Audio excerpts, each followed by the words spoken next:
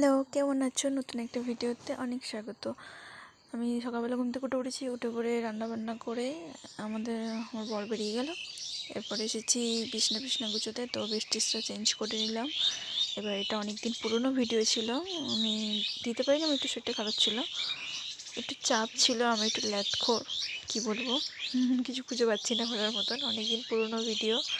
তো সব রান্নাবান্না করে বাসন নামিয়ে দিয়ে এবার আমি বিছনা গুছিয়ে নিলাম। নিয়ে এবার তখন অনেকটাই ঠান্ডা ছিল, যার জন্য দেখতে পাচ্ছি যে আমি দুটো কম্বল গায়ে দিতাম তখন, সেগুলো নিয়ে রোদে নিয়ে চলে এসেছি। এবার রোদে দিলাম, দিয়ে এখানে বসে বসে কী করছি, এটা জল খাচ্ছিলাম।